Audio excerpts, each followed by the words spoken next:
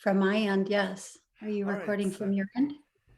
Greetings, Casey. So good to see you, meet you, and thank you so much for your time and allowing me to have this collaboration and pick your brain about different modalities of knowledge that you've been researching probably for much longer than I did. So, Absolutely.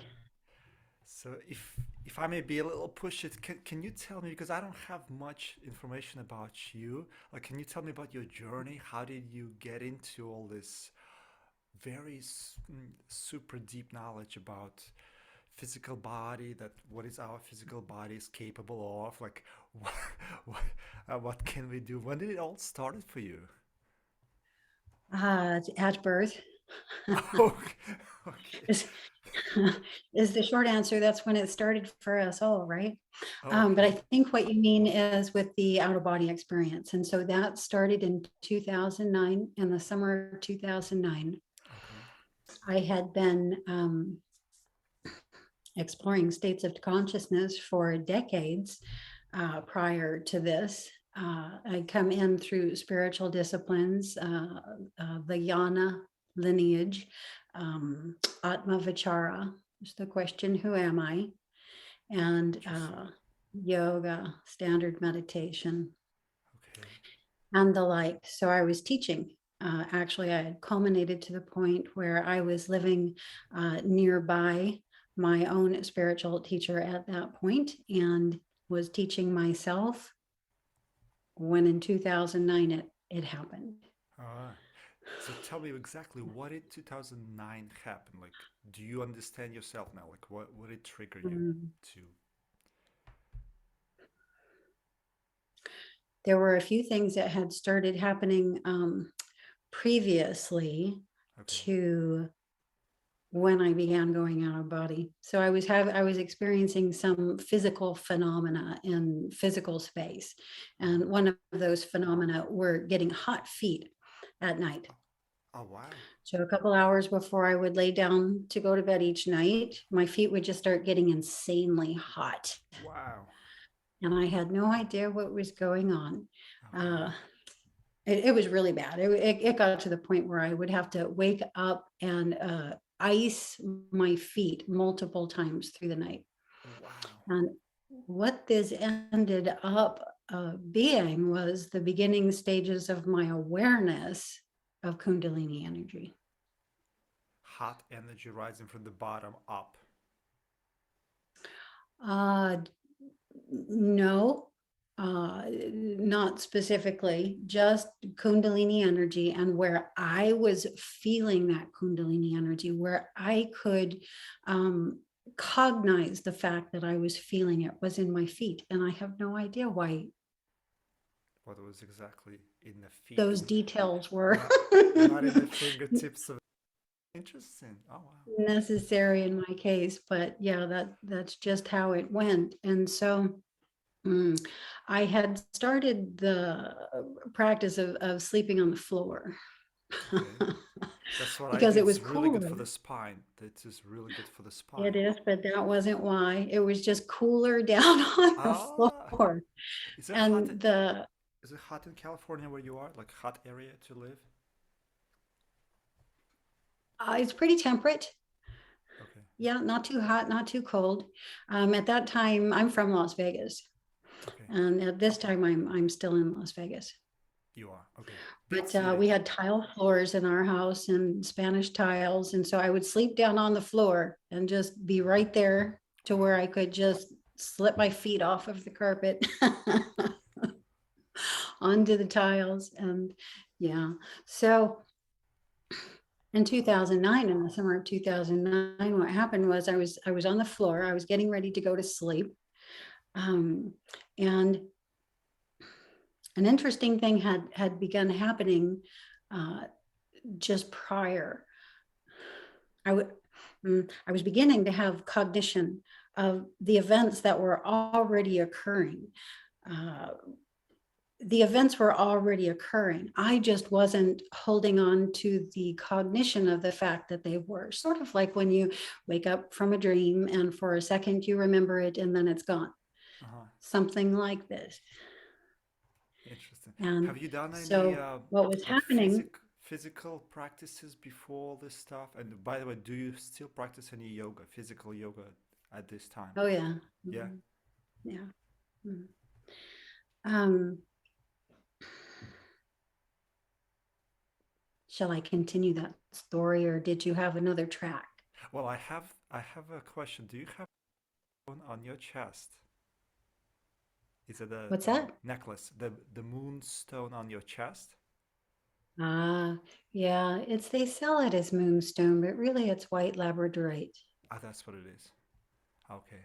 Yeah, Hmm. I've heard it's a really good feminine stone that helps the energies to be balanced. Good. Um, do I have any questions? I only have like 5 or 6 questions, but they're really like maybe not about the blue, not about the out of body experience. So maybe you can continue and tell me what did you get the most out of these experiences? Like, can you, by the way, can you bring anything physical out of this uh, out of body? Like, uh, I've heard, correct me if I'm wrong, I've heard that out of body experience is the first step towards getting to the level where you can actually dematerialize your physical body and materialize it in other places. So you have to play with this step to learn the consciousness movement before you actually can dematerialize yourself fully and be somewhere else fully. It's a first step. Is that correct? I would say yes, and I would also say that that is a on our docket. Okay. Is part of what we're doing. Um, in the beginning, when this started, let me just take us for a moment right back to where I was Sure. sleeping on the floor, beginning to cognize the onset of this occurring, Uh-huh. because this is a really important juncture. What I discovered through all of this was that all of these things had been occurring all along. And if they had been occurring all along with me, they have been occurring all along with us all. Okay. And so reaching that point where you're able to finally cognize and hold on to the cognition of what's happening and ride that wave for a period of time. In my case, it was 4 years. I rode the wave for 4 years, going out of body, near daily, near nightly. So it's a So for an extended remembrance period, before you went out. well, Remember 2002, you went out remember it, and 2009, and then after 2009, you started to fully remember it. almost. Almost. Prior, it was happening, but I wasn't cognizing the fact that it was happening. So there's a little bit of a difference between this and remembering. Mm. It's happening, and I'm not cognizing that it's happening. And then I move to the point where, or my inner self moves me, it's ground level player, to the point where it's able to cognize for moments, like seconds. Mm. And that's what's happening in the night when I moved down to the floor to sleep. And this is important as well because our bed is something that we use mostly to sleep. And so Right. it's very challenging to begin to cognize while you're still in your bed because you go there routinely to not be awake, but to sleep. So moving to the floor was a critical step. It was somewhere than where I normally slept. So here's where my cognition begins to grow. Mm. That's so And interesting. You triggered me. Can I interrupt you just for a second? I have this lady, neighbor. sure. She only has 3 rooms. She lives in a small apartment, and in every room she has a TV. And then she's using one TV the most, the one in the bedroom. That's why she also uses it for food. She eats. So a few months ago, she asked me, like, I have insomnia. I was like, well, get rid of the TV. Don't eat in the bed. And she thinks I'm joking. And I showed her on the internet there's other good people telling you don't watch TV in the bed because you're supposed to only sleep in the bed. And they also say you can have sex in the bed, if you want to reproduce. But you're only supposed to sleep in the bed, and that's it. But she eats, and then she cannot sleep. She tells me sometimes a full night she would not sleep. So that's how insane humanity is right now. So sorry to interrupt you. Go ahead now. Well, we develop some poor habits, sure. Yeah. But the habit of getting into the bed to sleep, is of course the common course of action Yeah. in contemporary society. So moving to a place that's not where you normally go to sleep can begin to wake the conscious mind up Yeah. in those additional waves, when your brain waves are processing through those alphas, thetas, and deltas, um, Mm. the conscious mind is more apt to be able to stay awake. This is one of the reasons the yoga mat is so Yeah. critical, or It's your interesting you say meditation that. space, Is that right? happening to me now? Because I'm asking myself, wow, in the last few years, I do sleep on the floor, but sometimes I'm picky. I was like, today I'm going to sleep in the kitchen. I was like, why in the kitchen? So weird. And then I'm going to be in the living room. Then I'm going to be in the music room. Then in the bedroom. So I travel. I never had a chance to sleep in a hallway, but I traveled through many different rooms. Wow. Interesting. Really, it can be anywhere, even right there in the bed. Normally, you sleep with your head at the head of the bed. So, Yeah. like in the morning, if you're going to do a wake back to bed to do a practice to go out of body, just simply put your head down at the foot of the bed. It's a position that you're not normally in. Even something as minute as that can begin to, trigger more awareness. Yes. Interesting. Wow. Let's come back down to the floor. And what's happening in the middle of the night as I'm beginning to cognize these things. For these moments, I'm being woken up in there to this sensation of being lightly electrocuted Okay. physically. Okay. So it's me waking up in my physical space and feeling the K energies through my physical body. But literally, me being so tired, I just sort of go, huh, and then fall right back to sleep. Mm. And this happens multiple times in the course of a single week, to the point where I cognize when I wake up that it had happened in the night, not just once, not just twice, but 3 times, and begin speaking about it with other people in physical space, asking, have you ever experienced anything like this? And so now I'm grounding this awareness in physical space, grounding it in my ground level awareness by speaking about it with other people. And this is growing the whole thing more open. And Okay. so it didn't take long, maybe another week. During that week, I had 2 episodes of missing time, also from the night. Wow. So I'm a dreamer. I, prior to this, routinely remembered my dream state as it began at the top of the night all the way to the bottom of the night. And so there was a sense of time when I had woken up, because there's that sense of and the awareness that you had been dreaming, right? Mm. But for 2 nights in a row, I laid myself down, I closed my eyes. I never fell asleep. If you asked me, I never fell asleep. And what seemed to me 5 minutes later, opened my eyes and it was morning. Wow. That happened twice. So these 2 episodes of missing time. Now I know something's going on. Something strange is going on here. Yeah. Something really strange going on No, Earth. none of this is normal, right? And then in my meditations, which were Shavasana meditations, Shavasana was a main practice of mine, I began bilocating. So I would notice when I was coming out of my practice that my eyes would be closed. I could not locate myself in the room. I couldn't remember where I had laid myself down. Wow. And it was fun for me to try to, with my mind, find myself in the room. And, you know, and even which room I was in, or was it day or was it night? Through the course of the practice, I had sufficiently traveled to the point that when I got back, I didn't recall. Wow. And in searching for myself in the room, still in the meditative state, I noticed that I was in more than one location in the room. Wow. Multiple And casing. so, like, I'd be laying down on my yoga mat on the floor, and realizing that I also had a perception up there on the ceiling looking down, as an example. Right. And that S- began So, happening. by the way, And so I began Shavasana, exploring that. Shavasana translates as a corpse pose, I believe, from the Mm, Sanskrit. So you're traveling yes. from that standpoint. Interesting. Um, have you ever heard of Ashayana work? I mean, she went to this program in 2012. What is her name? Carrie Cassidy with Project Camelot. Have you ever heard of Ashayana? She was talking about Ashayana this Dean. Ashayan. Yeah, Ashayan. Yeah. She talked Sure. about this black holes and wormholes, which is coming from the negative point of technology, black holes and wormholes, and there is a positive technology where is stargates, which is beautiful, living, continuous, infinite systems.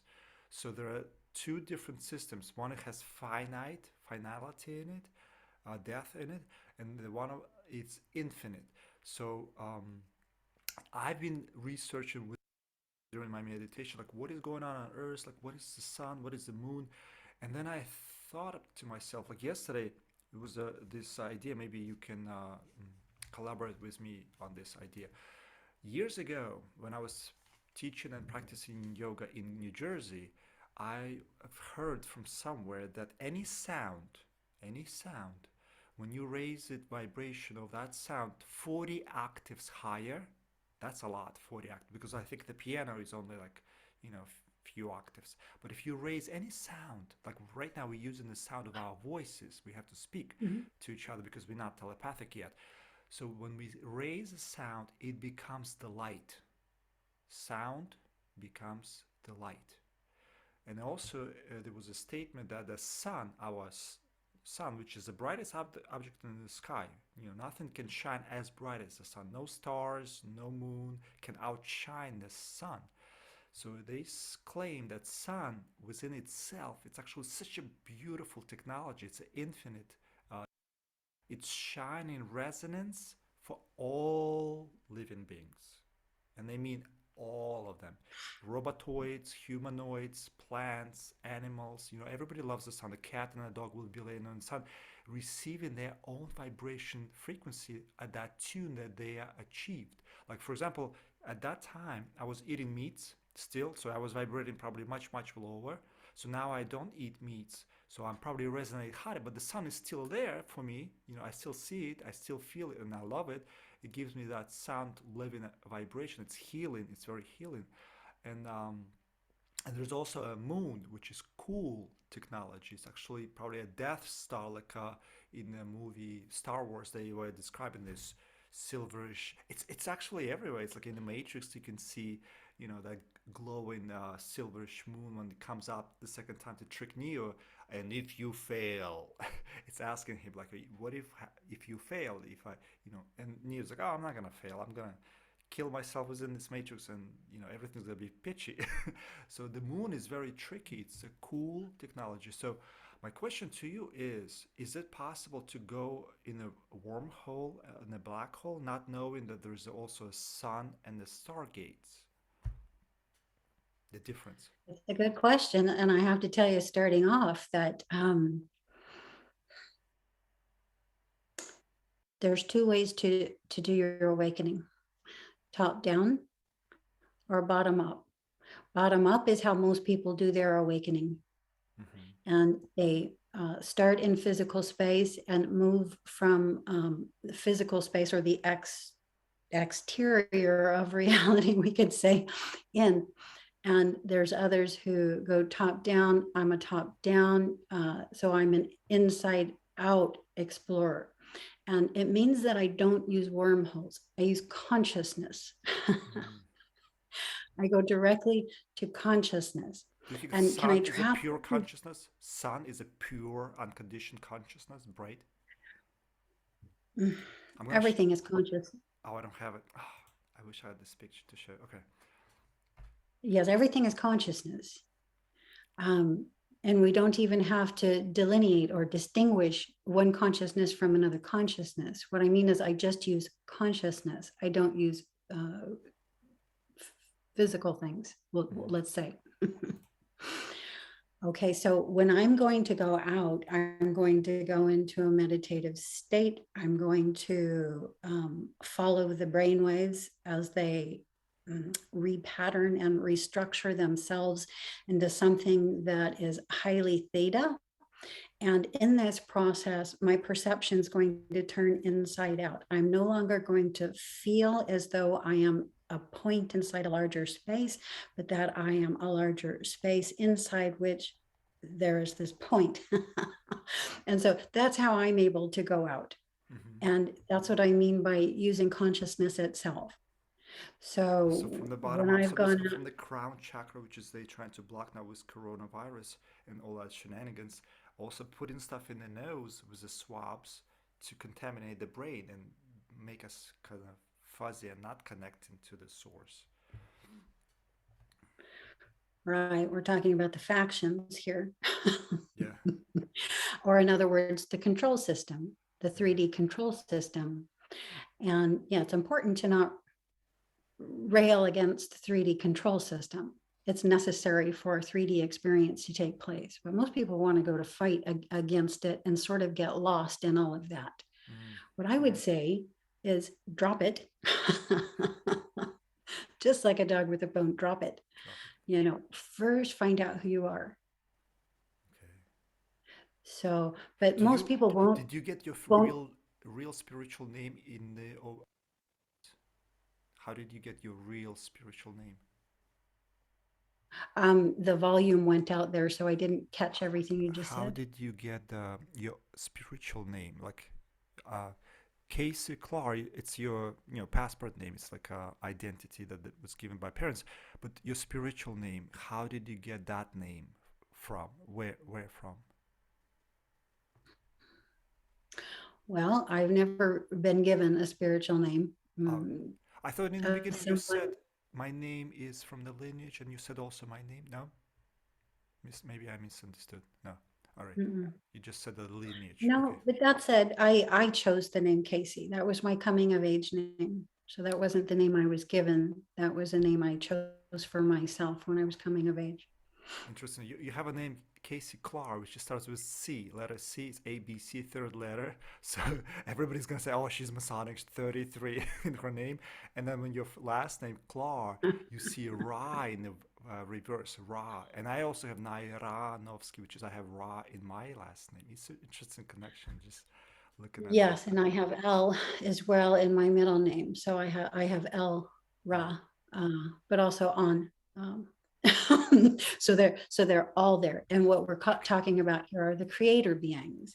So again, most people in 3D will contextualize everything with the factions, the good and bad in the sense of judgment.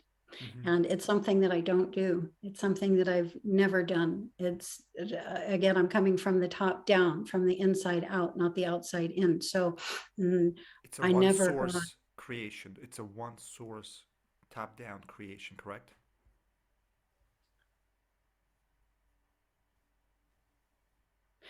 it's The more like a highest of the highest, decision. the highest of the highest source. It's from my own perspective, it's more like a decision from who I am in a higher consciousness space. That's how we decided to do the incarnation. Mm-hmm. Yeah. Okay. And for what reason, I'm discovering through all of this, but I have very little answers. Well, What I you're a can mostly teacher. talk about, You're a teacher, and I also can see and sense that your channels have been shadow banned, just like mine. Do you feel like your channels are shadow banned? You're not visible on the internet space? uh, not on YouTube, if that's what you mean. I'm not on any other social media. I have sites up in one place, but that I've vacated about a Right. year ago. Yeah, I used to have a website Yeah. in New Jersey, and I was teaching yoga, and I was so into it. And then I was like, wait a minute, they are blocking me on Facebook. My website is invisible. And now I'm doing this YouTube BitChute Odyssey, and it's shadow Mhm. banned big time. Like to the point like I cannot comment on BitChute. I cannot even put a like under the comments of other people. I was like, what's going on? Why did they want to tell me about the Kichari Yeah. Mudra, which is very super good healing mudra. It's a king of all mudra. When you swallow your own tongue and touch the pineal gland, not many can do it, but you can get yourself to it. And they don't want this knowledge because they want people to be asleep. They want people to be, just puppets working for the system and awaken later. No, it can wait. So we're talking about the general population Yeah. in a sense. 3D is a consensus space, and it's a consensus space for third dimensional experience. It is a third dimensional curriculum, and there is a control system in place to see that it remains a 3D experience Right. space. And thank goodness, right? Otherwise, we wouldn't it's be able to come in and have a 3D experience. yeah. What I'm going to try to do is I'm going to try to shift your brainwave frequencies, and let me see if you'll follow me. Let me see if I can give you a frequency following response that you'll attempt to follow.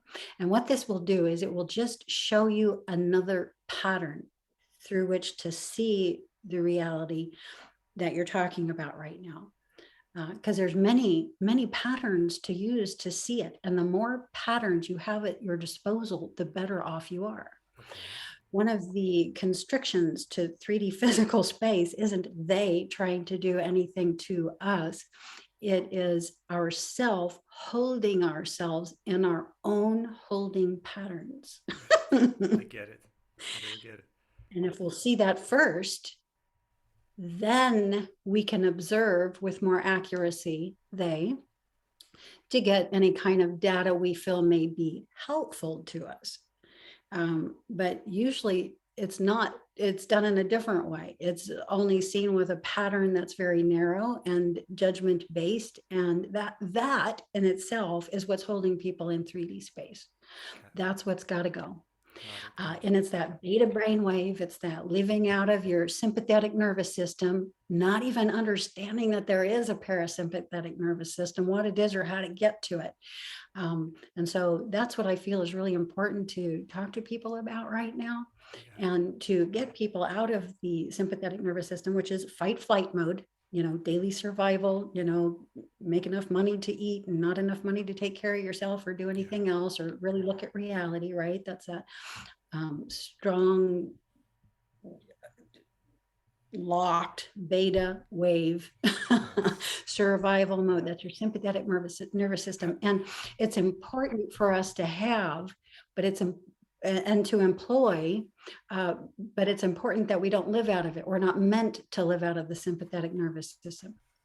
We're meant to live out of the parasympathetic. can And I so here interrupt you we just move for a into the second? idea. Can I interrupt you for a second? The Yogi Bhajan, you probably heard of him. I think he's already passed away, but he was very present in California. He was showing this exercise to put the thumbs on the temples, which is interesting. Who is in the temple? The God, the Most High, the brain. And the thumbs, when you squeeze the jaw rhythmically, will jump slightly on these muscles. So you do this exercise for 10 minutes, squeezing the jaw muscles and holding the thumbs on your temples.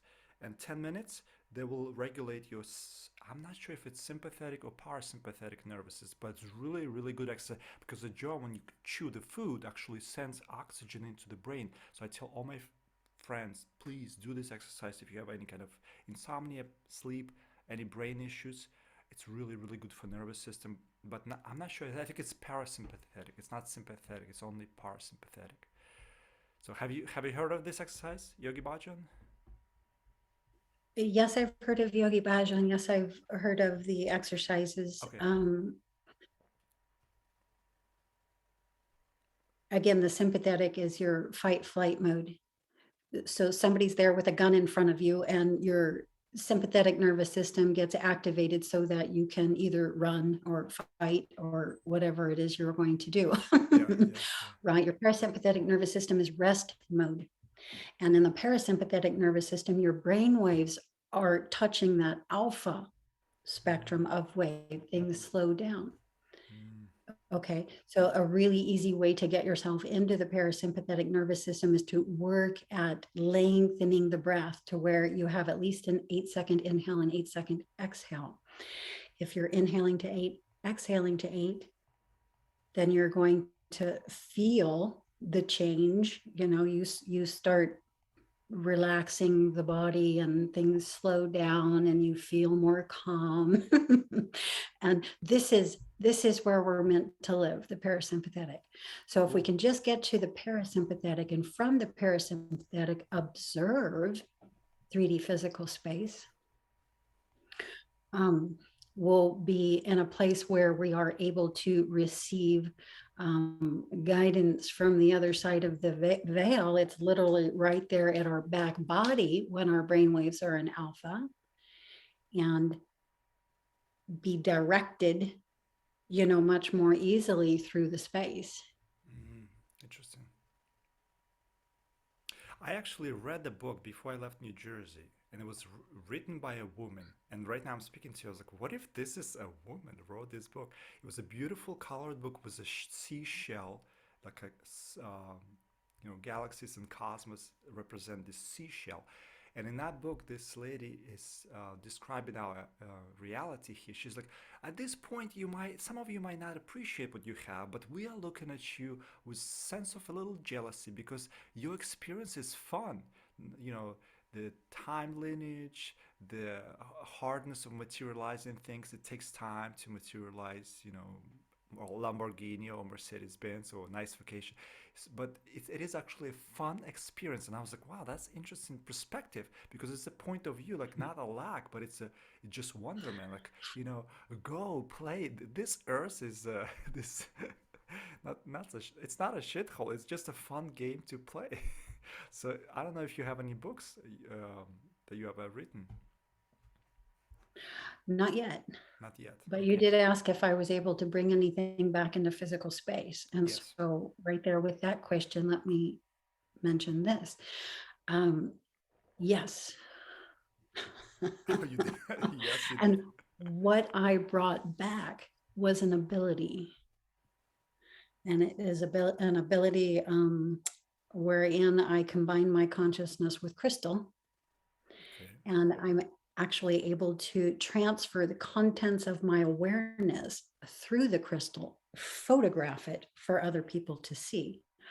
What I bring through is the beings in galactic space. Oh, wow. And this can be seen on my website. I have a website, consciousnessexploration.com, and on there you'll see a page called The Beings. And this is the crystal work. There's a video there that explains in a little bit of detail what I do there and how I do this. And endless ET portraits is what I call them. Wow. Yeah. Do So you yes, have do you you have can other bring back. do you have other versions of yourselves pictured? Like do you ever meet yourself other versions in parallel realities? Is that something like this possible? Principally, that's principally what I meet. Yes, it's principally what we all meet, really. But yeah, when I go out of body, I'm never Casey.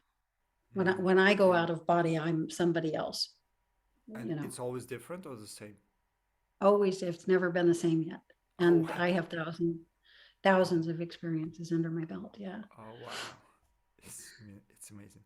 So can we say at the very highest end, I'm not sure if you research the Upanishads and all the spiritual teachers, and probably most religions, that if you skip through the BS and get to the core, that you're supposed to wake up to the one single God mind.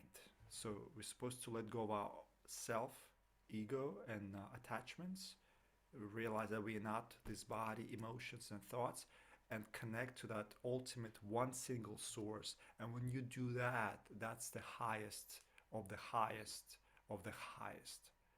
Because, And I would call that consciousness.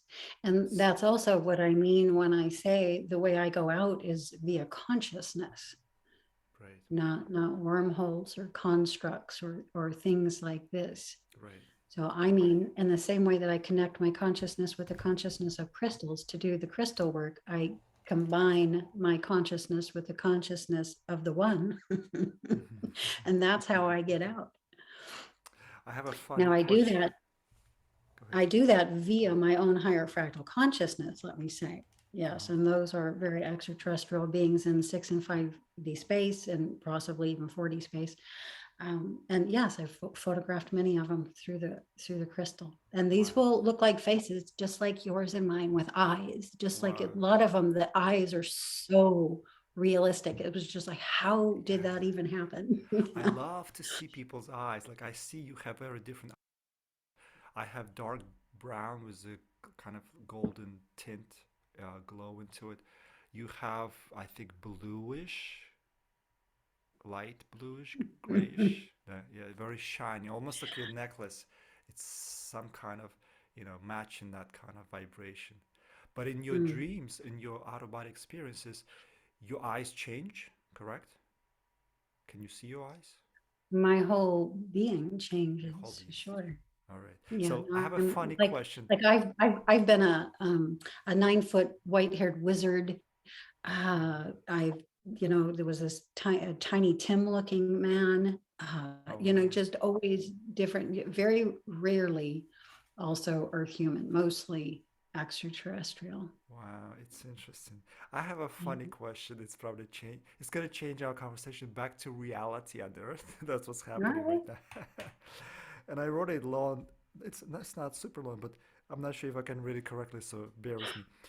Can smart, creepy blockchain Bitcoin? Creepy, I mean cryptocoin. Creepy blockchain Bitcoin, which is non-existent, buy you a virtual land somewhere, and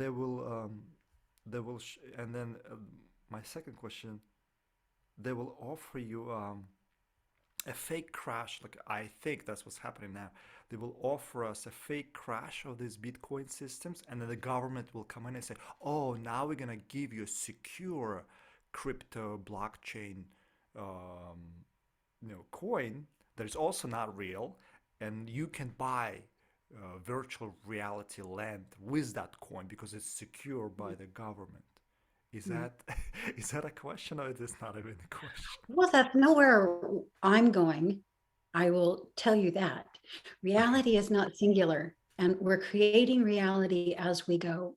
So every time somebody says something like that's going to happen, understand that it's not an objective thing that's ever happening out there. It's a subjective thing that's happening in your awareness that you are manifesting as your experience.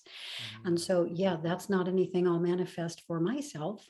Right. But it's you think it's possible for those sheeple who can think about it, that's it's real tangible money, and eventually they'll be offered games or realities or land to buy with that kind of energy. For them, it's going to be possible. Well, reality isn't singular. Reality occurs along a spectrum. And just like you were speaking earlier about the frequencies and there being more than one, reality is identical and it's a spectrum. Hmm. So everybody is creating their own reality. And so what happens for you, reality you create for yourself via your thoughts and judgments and patterns that you won't let go of, or new ones that you're actually successful at bringing in, where that's all going to take you, you can absolutely see if you want. But the interesting thing about 3D is most people don't want to see. That's the joy, that's the fun about coming into 3D. You can't see. There's unknown, there's a large unknown. Everything is always in question. Hmm. Hmm. Which is something you can't do so much in higher frequencies. There's less that's in question and more that's already known, and so you can't do that. You can't play those kind of games. And so, yeah, what people will create themselves is almost, it's infinite. It's endless. Right. Interesting. And can we visit those spectrums? Absolutely. Hmm. Yeah. Can we pop right back out of them into our own? Absolutely. We're doing it And yes, probably. I guess you answered my question. People will be able to buy in those multiple virtual reality, which is Bank of America, I think is buying now, creating also. They'll be able to buy virtual money to buy land or buy something like buy your avatars, upgrade yourself, your arms, your legs, whatever, in those games for this virtual money. People will be willing to play it because it's still consciousness. Well, it's part of the process of of moving from a 3D physical space into a 4D physical space where things are less physical. So instead of using hard cash, you're using something that has no physical representation. Um, right? Yeah. We've been doing that a lot, and again, yeah, that's part of the process of shifting D toward 4D, and you can take the details of that shift in any direction that you want. Yeah. But it's important in mind. It's important to realize that you are the one creating and riding your own wave.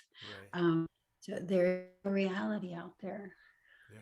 So yeah, they've been preparing us with credit cards, which is also almost like virtual reality money, which is nobody actually. It's just a computer, button you press and money appears or disappear. So we used to Sure. that system. Now they are introducing a new system, and but it's still a control system because a TV, if you think about a TV, it's actually controlling what you think, how you feel, how you're supposed to dress, how you're supposed to act in this Mhm. reality on Earth. But in So order for it to do that, you have to first agree to play that game yes, and go out and buy that television after you've worked to make enough money to actually do that, and then take the time and effort to turn that on yeah. I have a and question for you and though. Do you have a TV? and be programmed. Sure. Casey, do you have a TV? I have a question for you. Do I? I'm sorry. Physical. Do you have a TV in your place? Physical TV, like actual. Never, Never. never. Wow. I had a father, yeah, who didn't let us watch TV, Oh my and God. So I'm see, that's why I'm much older. you Yeah, were doing so this from the very beginning because you were not poisoned by this nanotechnology. Because I've heard from Barbara Marciniak. I'm not sure if you heard of her.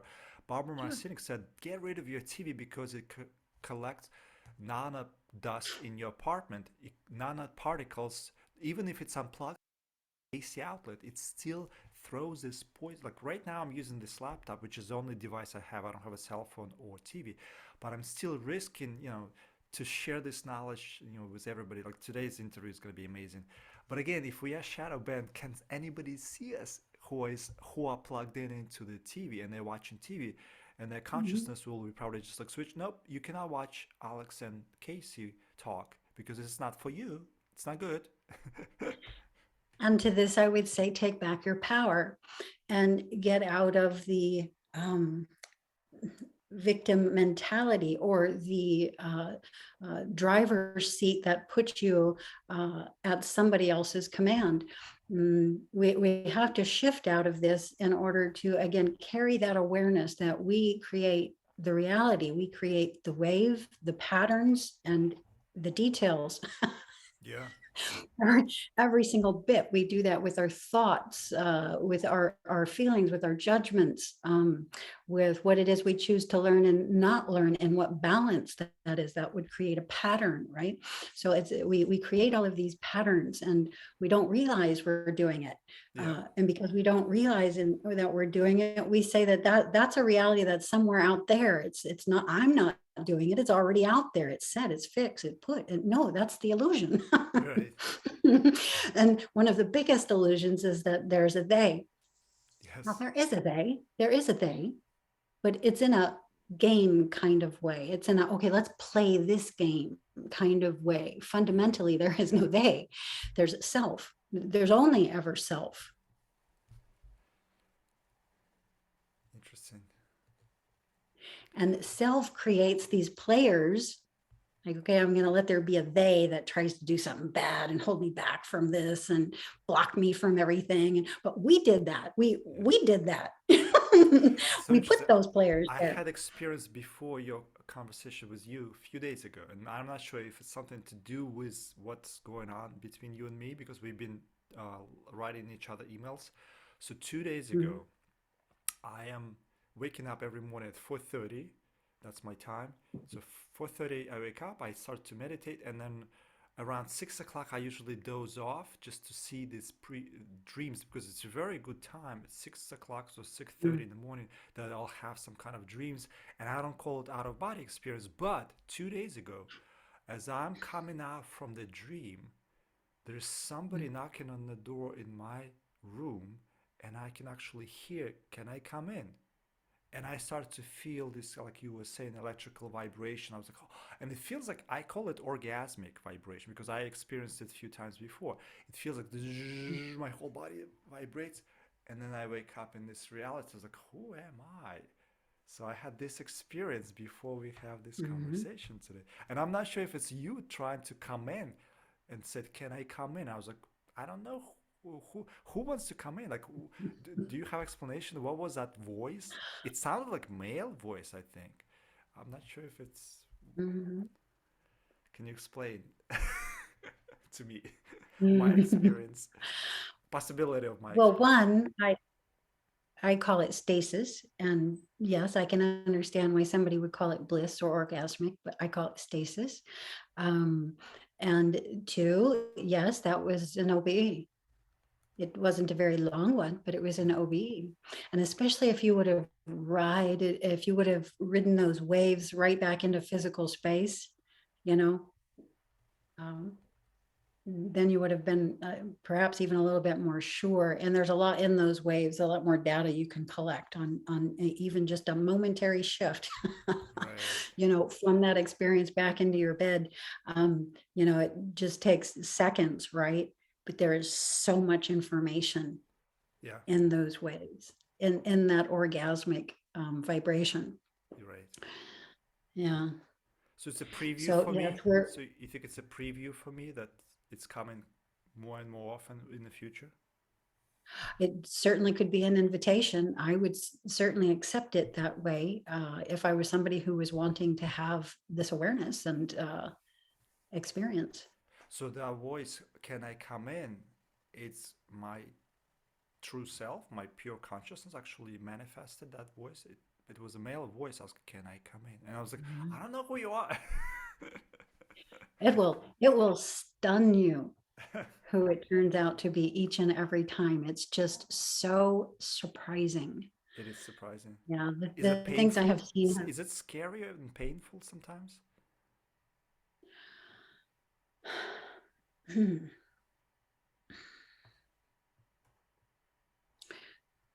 Yes and no. Okay. Very good question, I guess. You cannot answer it. So the very big thing that we get used to in 3D physical space is privacy. Okay. The illusion that there is space between one thing and another thing. Right. And when you begin going out of body, especially consciously shifting out of body, consciously shifting back in the 3D space with all of this information, you begin to realize that there is not any space between one thing and another thing. And that will affect your central nervous system. Mm, And yes, that when okay. I first started going out of body, put my central nervous system in shock. My whole body shook for a year and a half, almost 2 years. Yeah. Wow. Okay, that's a So, good and answer. the physical body has to process this. This is a part of the process of the physical body itself shifting from a 3D physical body into something That's such a cute more. conversation we have because right now the highest self or highest source or God is telling me like you have to reveal which room you were in. So I'm gonna ask you a question. In my two days ago experience, can you guess what room I was in and the voice of the a man trying to come in? Where was I? What room? Yeah, no, I could guess, but do I know? No. Well, talking Um, about privacy, just take a wild guess where I was. Like, somebody was knocking on the door trying to come in. That I didn't let them in. Can you guess? Talk about privacy. can I shift into your space? I'm going to say yes, I can with your invitation. But So I'm yeah, I'm let's gonna let's say it. have let. I'm gonna say it. I was in the smallest bathroom. In my dream state, I Uh, was in the smallest bathroom, and you said privacy.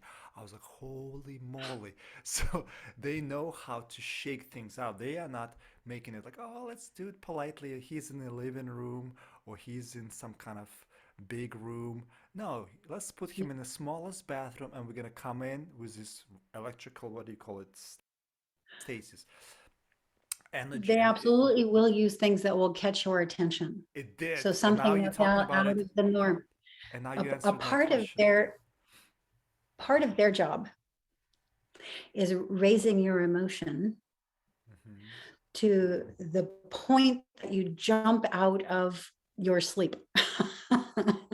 So just like What? in physical space, when something happens that's really, it's an alert, the living room's on fire, right? It's an alert. We come more alert Yeah. right? And so, and that's that, moving into the sympathetic fight flight mode, for survival. And it's the same thing when you're inside.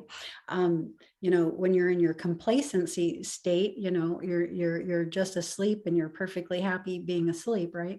Mm, that's so interesting. You So part of triggered their me. job is to raise your emotion, Mm, but they can't raise it too much, or you'll create fear-based scenarios and go into a nightmare. right. And so it's a nifty little balance, and bathrooms are often used, was the point I Okay. was going to inevitably get to. Privacy. Interesting. You just triggered me. Mm, I'm curious now if my parents were triggered in some very bizarre way because my parents were like I was born in this apartment where I am right now filming. I was in a mm, hospital, but of course brought back here. You know, and my parents, they were living in a village only a few miles away from here. And when my yeah. sister was born, and she was like 3 years old, the house was on fire, set on fire.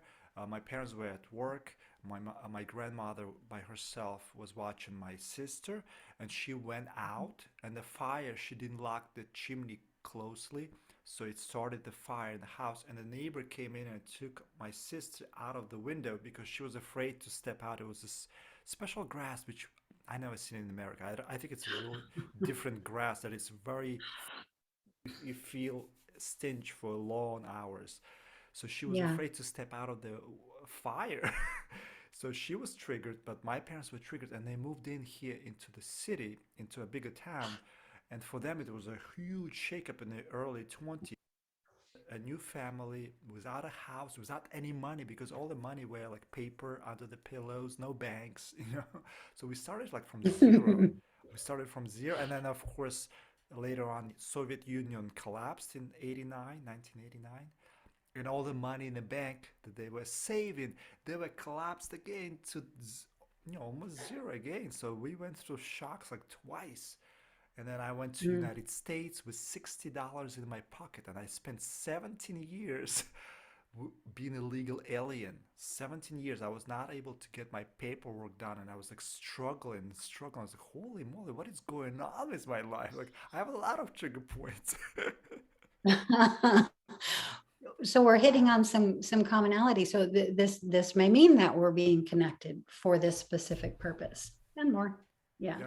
but OBEs being one, certainly, that being a main focus for me, and what I'm here to help people do, which is to make the conscious, the 3D 4D shift. Mm. So most of consensus will be doing this in full awareness from 3D space, yet not really realizing they're vacating 3D space for some time. So if are Yeah, but you at that, this point have any premonition or feeling of your future, like how your life on Earth is gonna play out, or you are ready to check out from Earth and go in some other places, or you are here to continue teaching and evolving and helping other people to evolve? I'm here for absolutely as long as I can be. Okay.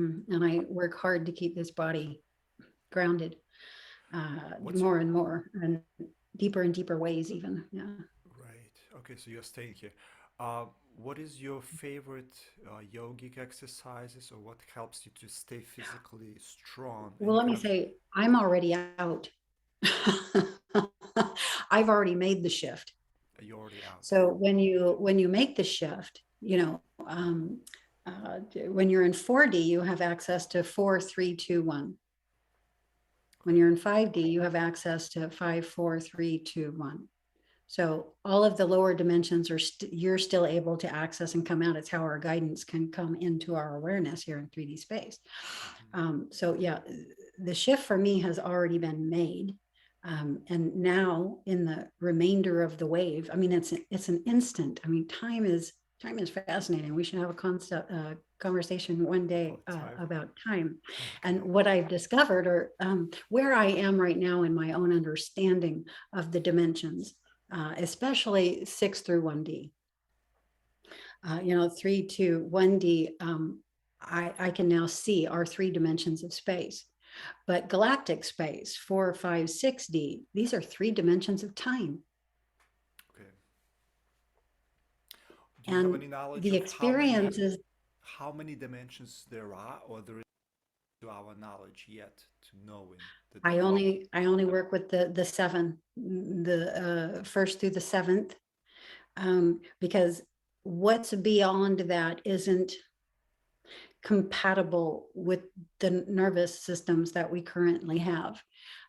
It's just it's guess, it's conjecture, it's a lot of hearing a lot of other people say things, and you sort of take on patterns of how you're going to see it, but without experiencing it. And so, yeah, our central nervous systems aren't fit for that. The furthest my central nervous system can go is consciousness in 7D projecting into a 6D experience. Our bodies are always in the lower dimension. My body here is in 3D space. My consciousness, I am in 4D. From that, I project into a body in 3D space. So your consciousness is always in a wider space than what your body sits in. And this is how I discovered the 3 dimensions of time and the 3 dimensions of space and the axis that they sit on, Then I have and another how to question. use that axis, for shifting to where I want to go. Hmm. Not that I'm very good at it. I Not yet. just can see, I can just see the structure, and because I can see the structure, I can use the structure to do what I want. Hmm. So this Essentially. triggers me to an interesting question. I hope you aware of Barbara Marciniak and her channeling of Pleiadians? Sure. She triggered me big time. Like listening to her knowledge, I was like, oh my god, she throws so many gems there. It was shocking for me. But one of the most shocking knowledges that she revealed, that she said, we come into your present, which is our past, to warn you about the tyranny that is happening in our world and many, many other worlds, many other dimensions. It's the Yes. AI which is taking over, and it does not allow you to be free. She's describing almost, I think, like a moon technology, Death Star technology, the wormholes and black holes, that we can be Yeah. trapped in those systems, not knowing that you still higher, like you said, 7 dimension, because Ashayana or somebody else was saying there are 12 and maybe possibly even beyond 12 dimensions. But if we are trapped in this moon matrix, which is, by the way, we are using a zoom. Have you ever seen zoom in the reverse with the letter Z 90-degree twisted? It becomes the moon. We are using the moon technology right now to communicate, but it's a very important communication to trigger each other and Patterns. understand what is really going on and how the moon magic can trigger our consciousness, like just like TV can trigger and flex your consciousness by its But you projections. choose your relationships. One, I would say that you can never be trapped unless you volunteer to give up the awareness that's your Mm. consciousness. Well, Another word for let me which throw is this at you. sovereign or free. Let me throw this at you, Casey. I, at this point, I'm becoming more and more aware that it's a possibility, that I was born into the preset family, almost like thrown like a kitten into the family to traumatize me from the very young age, to keep me locked. And all my handlers, I feel at this point, all my handlers, mother, father, sister, friends, lovers, they were set up from the very beginning. Like at this point, like I was like, holy shit, I was in a relationship with robotoids. Like literally, I'm thinking they were not real humans, they were robotoids designed for my liking. Like what would you say to that? Is that possibility that we, the strongest ones, maybe from the most high frequencies that come in Mm. here, we are still being played like kittens, like, because this reality, they really know what they're doing. They have so much technology to make you Mhm. feel frazzled and not really understanding and amazing, but it's still I think for me at this point, I think sun I can trust, and I wish I could share this picture that I have where I took a picture in a movie theater in New Jersey, and it says, God created man, man created immortality, and I placed this next to it ahead of the Egyptian gods, there were golden rays coming into the head, and then people had this kind of devices on top of the head, like a sun containers. They were containing the, Mhm. and I think at this point we're supposed to be glowing as golden lights, like a sun, as bright, but we are not. We are glowing with the moon technology. We have cell phones, smartwatches, earphones, microphones, and we are Mhm. surrounded by this technology that is sucking us dry. The moon is taking our life force energy, Not the moon. just like Carlos Castaneda was saying, they're eating your auric field energy, soul energy. Have you read Carlos Castaneda? The last book he wrote was amazing. The Not in Flyers, detail, but not in detail. yes, I'm aware of the basic Okay, outlook and of concept. course of Yeah. the man. Okay. Do do you want to get back to the awareness of being outside the construct? I will rephrase the question. Do you want to be free, or do you want to stay in the illusion of being trapped? Yeah, of course, freedom is desirable. It's one of the most desirable things. Yes. Okay, so in order to do that, you're going to have to let go of some of these stories. You're going to have to let go of some of these thought programs that others have put out. You're going to have to start from scratch and find out who you are. You're going to have to drop all of this other stuff and get yourself in meditation, into a daily meditation practice. Yes, but And what if it's and not from and scratch? What if the understand AI is so smart it actually created all the versions for ourselves to be like, oh, it's me, it's higher dimensions, but it only AI did. is a construct. AI is a construct. And if you want to get out of the construct, you have to let go of the construct players. You have to close your eyes and go inside yourself. You have to let go of the visuals and get good at sitting with consciousness until you feel the difference. Mm. But whose consciousness can we And trust this process? Like when, you know, if AI comes in into you and like, may I come in? But like I didn't let it come in. What if it's not pleasant? What if in the beginning it could be fun, but what if it's not the best, purest, highest consciousness of God, and it will limit you okay, and so trap you? when you're watching the television set and you're scrolling through all of the channels, Right. you are in control with the control in your hand of which of But those it's an illusion. pictures. It's an illusion. It's almost like if I give Listen, you. because what you just said is an illusion also. So Okay. yes, I'm going to confirm. But my point is that you have your hand on the control. And although all of these other channels you're letting go by, in that same way, when in a meditation, the idea of AI comes in, you give it what? Zero attention. Okay, it's only what you give your attention to that you then go into relationship with and begin to experience. Mm, But we've gotten very lazy with our habits of attention, haven't yeah. we? We just Of give them course. to any random piece of data coming by. Just stop doing that. That's what meditation is. That's the practice of letting all of these random ideas go by and giving them no attention. Sitting yourself with your attention at the brow, paying attention to the fact that you're breathing, period. Mm, okay. So you triggered me. Okay. And when you can hold that, when you can hold that state of attention and the awareness of the fact that you're being, then you'll find yourself in relationship. But what you're in relationship with is the self.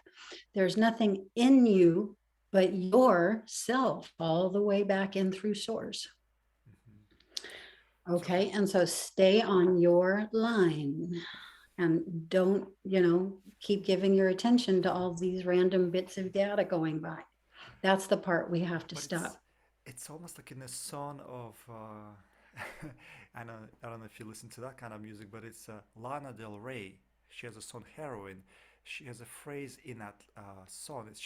She actually beautifully describes people on heroin, how they fly to the moon again. She said it's hard to dream when absolutely nothing clear. It's hard to leave. No, not to dream. It's hard to leave when absolutely nothing clear. She's saying so. It's hard to dream in this reality. Also, she's saying like it's very difficult to dream. So if somebody comes, you come into somebody's place and they offer you, oh, Stacy, nice to see you. Would you like a glass of Coca-Cola, Sprite, or Fanta?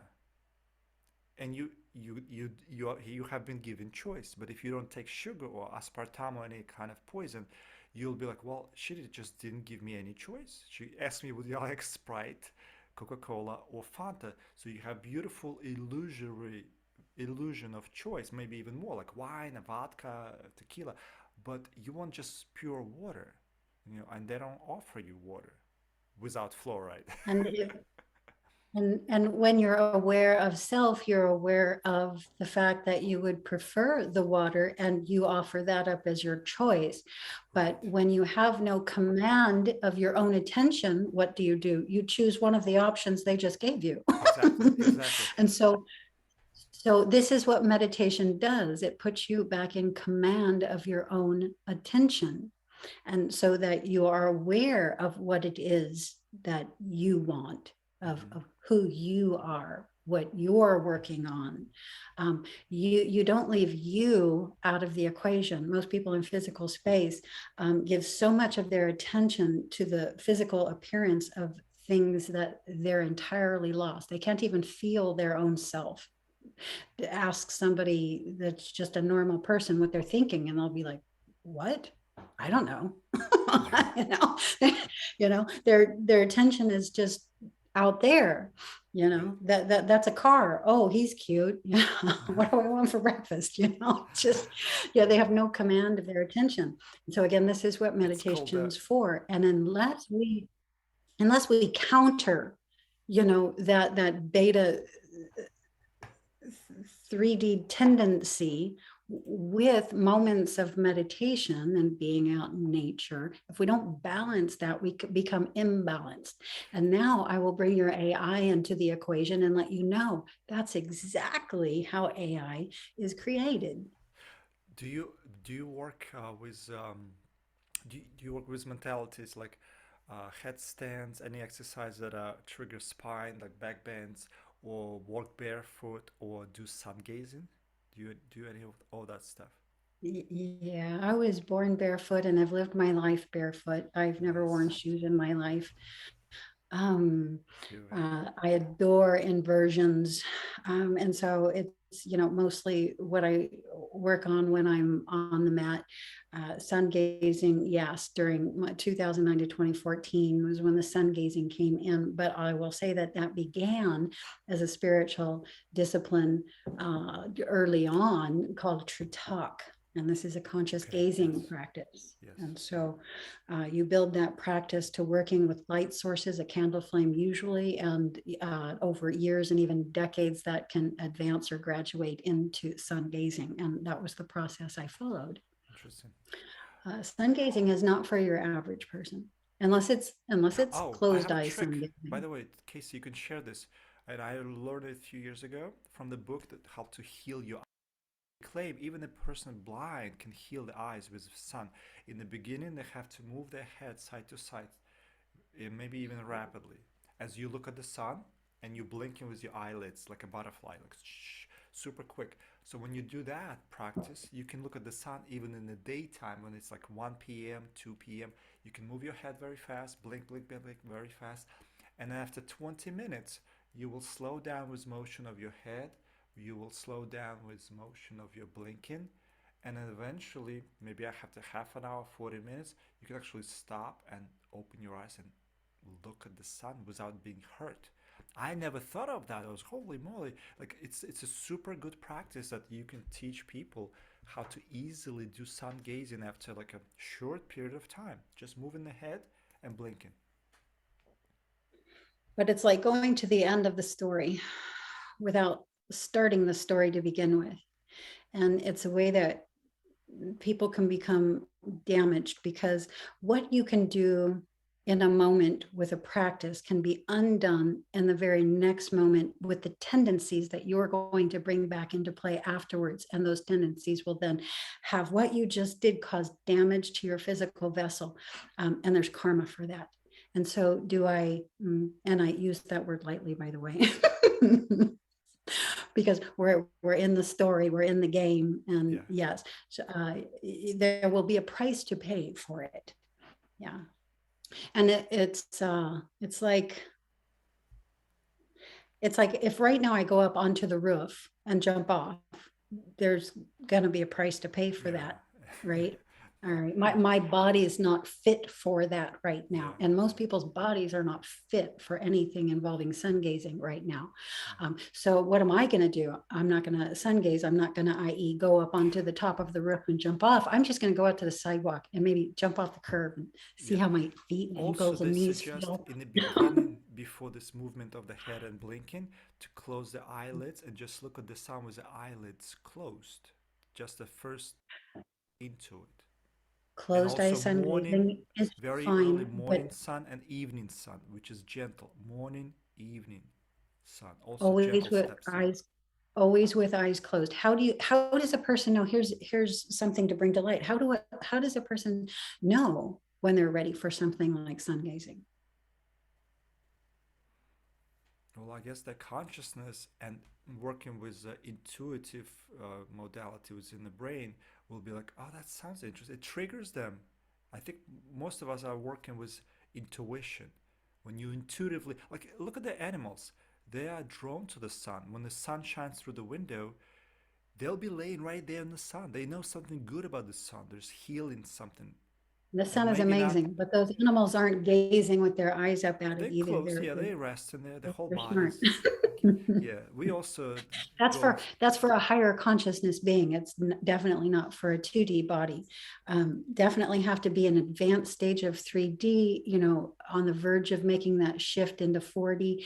And that's going to be somebody who can hold that alpha wave, who can hold their own point of attention still, mhm, regardless of how much is going on around them. mhm, They're going to be somebody who can meditate. And if you can't meditate, why would you sun gaze? mhm. Um, so Well, it start at triggered the me. beginning. Let me share this story. What I started with sun gazing. I've heard from somebody who was a yogi who was talking about his yogi, who was able to sit almost like in a desert area, like where the sand, nothing, no grass.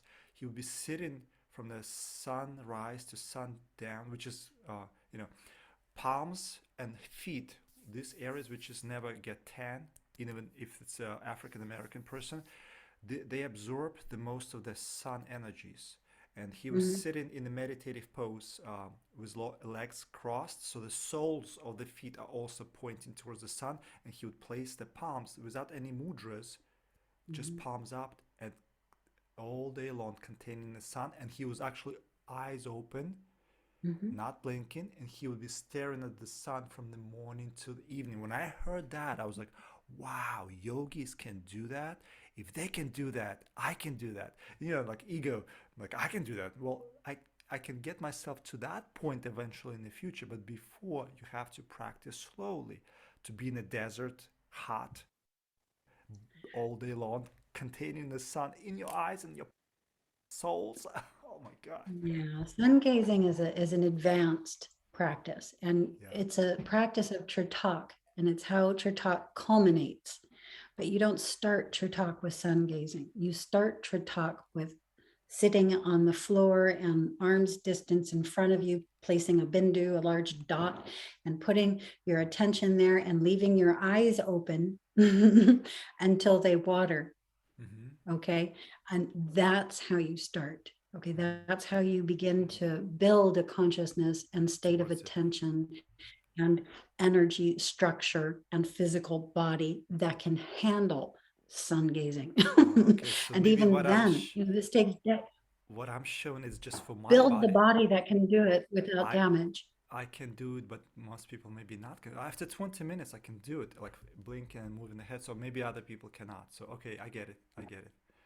My What next I'm question. saying is it doing it is very different than doing it without damage, Hmm. without karma, without a Right, price to pay. right. So there's lots of things that we can do. Yeah, But we're no better off. In fact, we've just set ourselves way back because now we've jumped the gun. yeah. And the first thing that your own guidance structure will do is send you right back to scratch because they won't allow I'll you to share. continue. I'll share you with you my personal experience. A few years ago, I was teaching this group of ladies, and they were older ladies, 70, 80, and the student who was 80, and the other one she was like 70 something, from Moscow, and this one was local. So I have like 17 people in the room. So I thought like I do it myself. So why can't they do it? So it's like okay, so we're gonna do this exercise. We're gonna be breathing, moving the spine left to right, inhale left, exhale right. So we were doing this for 2 minutes, 3 minutes, and at the end I was like, take a deep inhale and bend backwards and don't breathe as long as you can. So we all did that. We take a deep breath, bend backwards, and two ladies just fell off their chairs. And I was like, "Holy joy, what Oh, have I done?" But they came back. I mean, it was not like a huge deal, but everybody was like, "Oh my God, he doesn't know what he's doing." So I was expecting that if I can do it easily, everybody can do it, but some people can't. no, in fact, most people can't. And so learning how to teach in a room where you may have beginners, intermediate, and advanced practitioners, as well as people in bodies that are less capable. Maybe you have somebody in advanced spiritual discipline, but has a body that's not as capable as some other bodies. And so you'll have a mix of people in the room. And Yeah. so being able to teach your class and say, if this, then that, and if Yes. this, then that, and then if this, then that. A lot of ifiness, yes.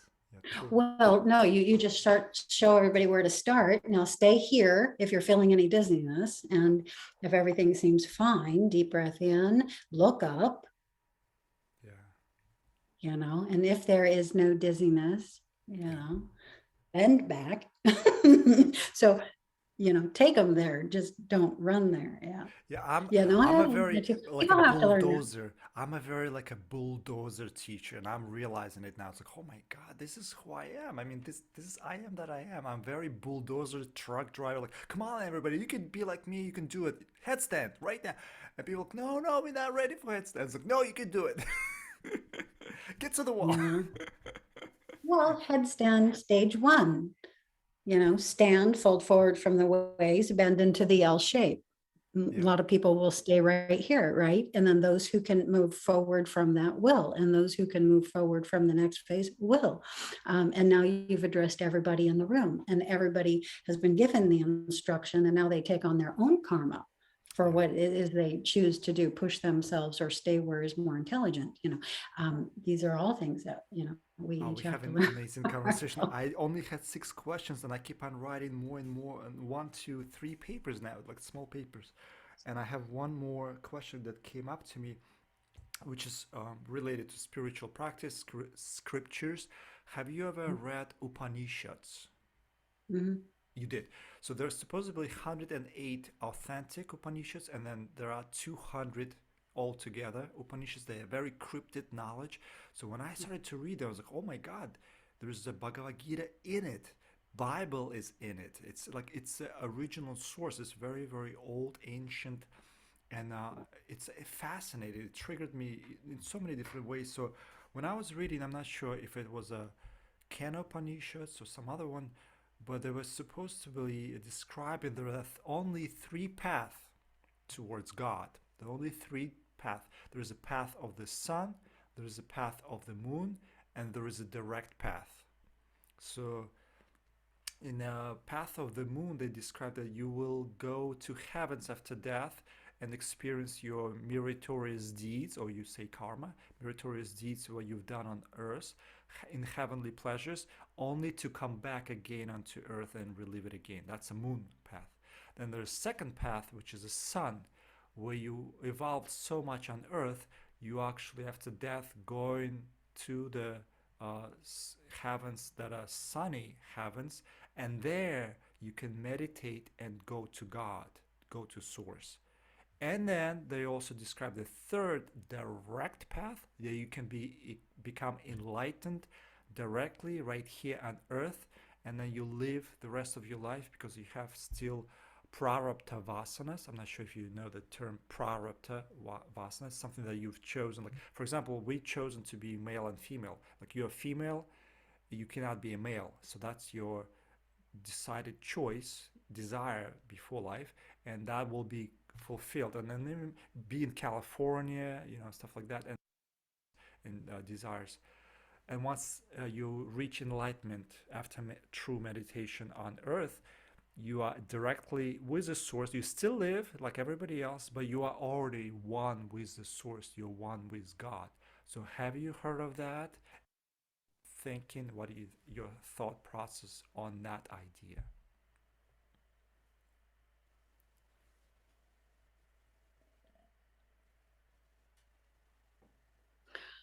Well, one, very few entities ever go back to source.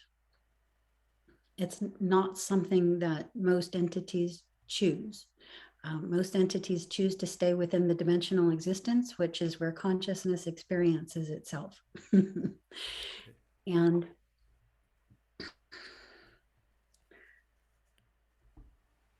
My mother said it's boring here. When she comes to my place, she's like, it's boring here. I have no TV, no cell phone. So maybe people like going to the source, it's boring. They think it's much better to play all these different games. going back to source means your entire individual consciousness, and I don't mean your person here in 3D space, I mean your soul, or maybe even your oversoul, um, gives up its existence, is remerged in source, and source uses that to shoot out another player, essentially, another individuality. And yeah, no, very, very few entities ever choose this. Two, we already are the one that is the all. We already are. And once you come into even the slightest awareness of this through experiences like the out of body state and, consciousness beyond 3D earth life and et cetera, you begin to see the fun and it's intrigue in my instance of the dimensional structure itself. And you just want to explore that dimensional structure. What goes into creating something like that? I mean, Must be it's God. just mind boggling. I mean, how does something like time, like a concept that doesn't even exist, get thought up and brought into being? I mean, how does that even happen, and who does that, and where is the level of consciousness that has this capacity, and how fun? And if it's there, it means that I have some association, relationship, connection with Yeah. that Talk about level of time. consciousness that Consciousness. does that, Yeah. and that takes you into the creator beings, and Wow. who you are as a creator being, um, and all of this other stuff. And here in 3D physical space, we experience ourselves in one point in time, in one place at a time. Yeah, it's a very limited experience. But as you begin going out of body, one of the fascinating the thing that fascinated me the most when I went out of body, besides the shift itself, most people aren't even aware of the shift. Yeah. They're just aware of landing locations, physical spaces, whether it's 60 physical or 4D physical, it doesn't, matter. They're more aware of the physical spaces, but I tend to be more aware of the shift itself, one, and I'm almost forgetting where that was going. Let me see if I can get that back. Okay, so one of the things that I was able to do in there was hold what I call synchronous states. So I reached a level of consciousness in there that was at an expanse that allowed me to experience myself in, as many as 4, 5, 6 bodies and 4, 5, 6 physical locations Wow. doing different things all at once, all at the same time. Wow. That experience is fascinating to me, and you only experience it in the shift. And Yeah. so that means you have to be in a brainwave structure that is spectral. Mm. you know Fascinating. and what I uh, think that I cognize is that's like a 60 sort of awareness, high 60 sort of consciousness is able to experience the bodies that they're inhabiting in different worlds simultaneously. But I think it's a not everybody in 60 space that does this. It's a specific type of being in 60 space that does this, and I'm that type of being. Which is why even my physical construct is able to hold on to that awareness even through the shift back into this limited 3D space. Fascinating. So Amazing. I'm just able to hold all that data, and I'm able to make it back into physical space with it, mind blown. Yeah. And yeah, the Talk frequencies about and the time. harmonics. Talking about time, you triggered me to look at the time and date. In the time, I don't see anything here in Belarus. It's like 8 o'clock in the morning. But I never thought, I thought, oh, it was a big day we just missed. I was supposed to speak to James from China, but he canceled on me. It was a 2 2 2 2 2 on the 2nd of February. I was like, this is really important day, but yeah, nothing really happened big. And I'm looking today. So today it's not a special number, but then I was like, wait, 402 2022, because in Belarus we have with time day, months, and then a year. So day is 4, then it's a 2, and 2022, it's a 0 between 22, but you can add 22 to 4. So then this whole number will be 424. So we are speaking today on a number which is lower and then going to higher. 424. And then when you add those numbers together, you get number 1. 4 plus 2. You know. So number 1 is the beginning. It's also number of everything. By the way, I sometimes tell people watch. It's a horrible movie, Hollywood movie, Lucy, which is very violent. But she gets upgrades with her brain with this blue drug that she's taken. And at the end, the police officer asking her in the cell phone, "Lucy, where are you?" And she's like, "I am everywhere." So when you Mm-hmm. go with one with the source, you are, I guess, everywhere. But Lucy in the sky with diamonds, I think it's a trick. It's the moon. She can only go so far in the dimensions. She cannot go to the most high. She can corrupt the most lower frequencies, which is, it's a limitation. Like we are destroying the animals. Like we have most people, they'll destroy the animal for food, and that's a finite technology. You have to rely your happiness on somebody's unhappiness. You have to rely your happiness on somebody's misery, and that's a finite system. That's a moon system. It's a trick. So my idea is now go to the sun, go to the source, to that most high. That's an infinite. God is infinite, and yet He allows a finite system to be within infinite system. This does all. It allows a finality to still live and exist and learn its lessons. Like I used to eat meat and destroy animals. It took me 4 years to become vegetarian. Like slow process, not easy. You always breaking my consciousness, like or shedding my negative consciousness. But I did it. It took me a while, but I did it.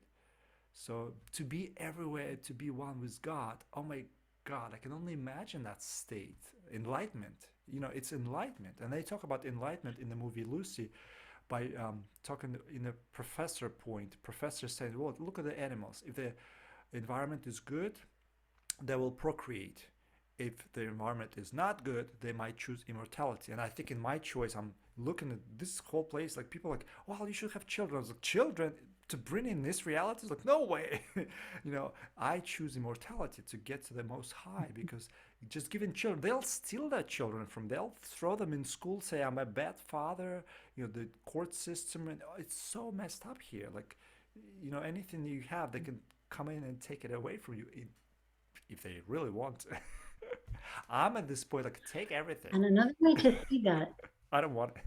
another way to Another way to see that, I'll just say real quick, I didn't Uh-huh. mean to interrupt, was just that a lot of different people are playing a lot of different games. And through these games, they're learning lessons that are missing from their own learning program.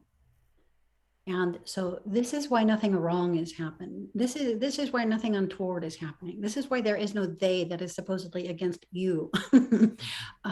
So when you get to although there is a they, Yes, we cannot ignore. this is the game. This is the game. And so long as you're realizing that it's the game, if you're not ever forgetting that this is the game, then you'll play, or you'll not play that part of it, but you're going to play this part of it because this looks like something I need to learn, Maya, and illusion, then Maya. you see the purpose for the 3D space. Yeah. Okay. And all of a sudden there's not a good and bad and a right and wrong, a sun and moon, where one is wonderful and Advaita, the other's not. Advaita, non-duality. Yeah, Advaita, I can imagine is beautiful. The state of non-duality, when you're enlightened and you just, everything is God all the time, 24/7. There's nothing but God. Well, and that consciousness is creating players and spaces to play games. and but you don't get away from the fact that this is a source, being everyone and everything, not a good guy and a bad guy. It's source. Source is that bad guy over there. Source is that good guy over there. Source is the AI. Source is the well, what By the way, my I group just got a calls it. lot of sweet saliva from Kichari Mudra talking to you. I forgot to, do the Kichari. It's so sweet. So I guess you're triggering me in a very interesting way in the brain, because the brain creates this mana from heaven, Some, mana from uh-huh. Soma, Amrit, the nectar of immortality. Yeah, and I just emailed my other girl in, she's in somewhere close to you in the United States, Adrienne, about the ocean milk and the churning of the Milky Ocean with a snake. It's a myth, but I was like, is it really a myth, or this is a metaphor for Kichari Mudra, that you're supposed to turn the Milky Ocean, Mhm. with your snake, which is your tongue, and get that nectar of immortality, Amrit. It's Mhm. delicious. So Mhm. I've been eating myself. I've been eating my own brain. Well, I'll tell you, it's been an hour and a half. Why don't we go Yes. ahead and conclude here for today? Yeah, it's And been if amazing. you want to continue this, just shoot me an email and we'll do it again. Absolutely. But please stay on the line. We'll finish it, and I want to talk to you privately for a few more seconds, and Okay. yeah, we can finish the recording. Thank you everybody for watching. Much love to all of you. Subscribe to Casey, watch her videos, and wait for her book to come out soon. And I will see you next time. Much love to all of you. All right.